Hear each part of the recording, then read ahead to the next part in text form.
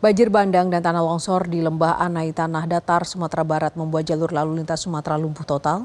Di Kabupaten Langkat, banjir masih menggenangi rumah warga. Sementara di Kabupaten Pidijaya Aceh, bantuan untuk korban banjir mulai didistribusikan pada hari ini. Dan untuk mengetahui kondisi terkini tentang bencana di Sumatera, sudah bergabung bersama kami jurnalis Metro TV Ifdal Amal dari kawasan Lembah Anai, Sumatera Barat, dan Randi Alfaras dari Kabupaten Langkat, dan Al-Hadi Habibi di Kabupaten Pidijaya. Kita ke Ifdal terlebih dahulu. Ifdal, bagaimana proses penanganan Jalan Nasional Bukit Tinggi di Lembah Anai oleh pihak Bina Marga Sumatera Barat sampai dengan malam hari ini?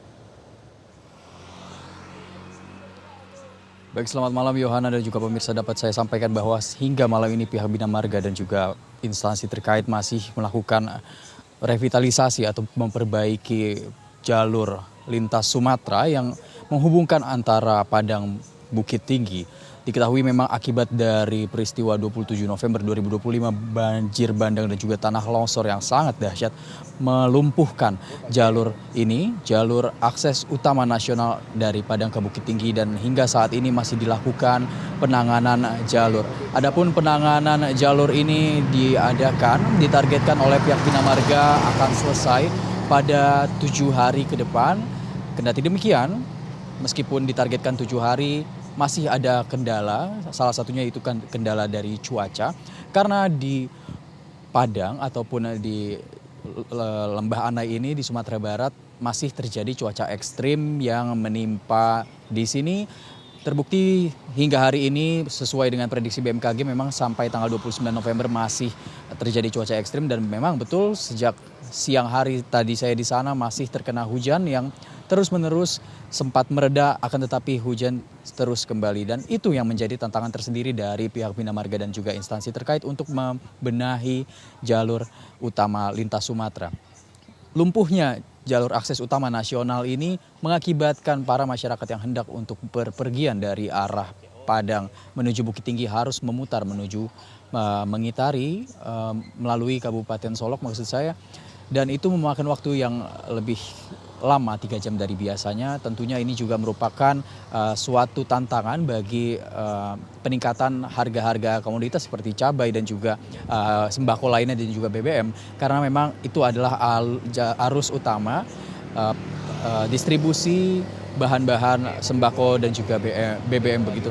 Lebih lanjut, untuk selain penanganan juga tadi di Lembah Anai, Sumatera Barat ditemukan 2 korban jiwa yang terbawa arus sungai. 2 korban ini belum bisa teridentifikasi dan belum bisa disampaikan jenis kelaminnya siapa dan juga terbawa arus dari mana dan mengapa, maksud kami terjadi ditemukan di mana begitu. Akan tetapi memang hingga saat ini proses evakuasi masih dilakukan, dan tercatat berdasarkan data dari BPBD Sumatera Barat ada 61 korban jiwa, data yang saya peroleh per siang tadi, sementara 90 korban lainnya masih hilang.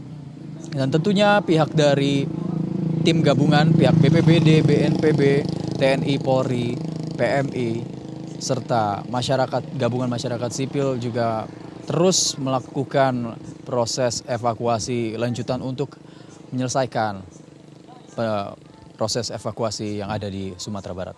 Untuk sementara demikian, Johanna. Baik, terima kasih. Dari Ifdal kita ke Al-Hadi. Al-Hadi, bagaimana kondisi warga yang terdampak banjir di pengungsian, dan apakah semua warga sudah mendapat bantuan sampai dengan saat ini?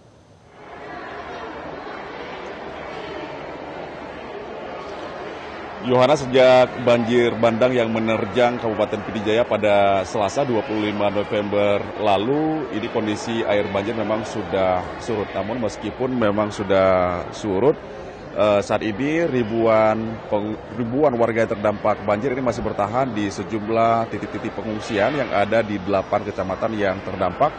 Dan salah satunya adalah di tempat saya melaporkan saat ini, yaitu di Gedung Serbaguna Tengku Cipante Delima, di mana di Gedung Serbaguna ini ada sekitar 360 kakak atau lebih dari 1000-an lebih warga terdampak banjir yang saat ini mengungsi ke gedung ini. Dan di gedung ini ada sekitar warga dari 4 desa yang mengungsi di sini. Dan untuk hari ini memang kondisinya jauh sudah mulai lebih baik dibandingkan dengan beberapa hari sebelumnya. Ini dikarenakan memang jaringan listrik juga sudah mulai menyala, terus kemudian juga untuk akses komunikasi terutama di Kecamatan Merdu ini juga sudah di beberapa titik ini sudah mulai normal begitu. Dan untuk bantuan sendiri pun juga sudah mulai diterima atau sudah mulai disalurkan oleh pemerintah. Misalnya saja di tempat pengungsian ini sudah diterima bantuan-bantuan logistik, misalnya seperti beras, kemudian minyak goreng, mie instan, terus kemudian juga perlengkapan obat-obatan dan juga perlengkapan bayi seperti popok bayi dan juga susu bayi. Dan tadi pada saat siang, pemerintah pusat yaitu Menteri Pertahanan Syafri Samsudin, kemudian juga Menteri Dalam Negeri juga telah datang kemari untuk meninjau langsung dampak banjir yang terjadi di Kabupaten Pd Jaya. Dan selain berbincang juga bersama dengan warga yang terdampak atau korban banjir, kunjungan Menteri ini juga sekaligus memberikan sejumlah atau membawa bantuan-bantuan kepada warga yang terdampak banjir. Untuk di Kabupaten Pd Jaya sendiri memang dampak banjir bisa dikatakan cukup parah, karena ada sekitar 220 desa yang terdampak banjir dan bahkan menurut informasi ada sekitar 90 desa ini yang hancur akibat banjir. Sementara terkait dengan data korban jiwa memang saat ini masih terus dilakukan proses pendataan. Namun menurut informasi sementara ada sekitar 12 orang yang meninggal dunia dan 15 orang yang dinyatakan hilang. Dan saat ini sendiri memang untuk penanganan ini lebih diutamakan terhadap penyaluran bantuan-bantuan bahan-bahan makanan seperti bantuan logistik, termasuk juga kebutuhan-kebutuhan pokok lainnya seperti sandang, pakaian, kemudian juga perlengkapan obat-obatan dan termasuk juga kebutuhan air bersih. Dan juga telah didirikan beberapa dapur umum dari pantauan kami yang didirikan oleh dari Dinas Sosial dan dibantu oleh Tagana. Namun meskipun demikian, kami mendapatkan informasi juga masih banyak juga warga-warga yang ada di Kabupaten Pd Jaya ini belum mendapatkan bantuan sama sekali, mengingat ini memang wilayah yang terdampak cukup luas dan sumber daya atau petugas yang dikerahkan untuk menjangkau atau memberikan bantuan juga terbatas. Yohana.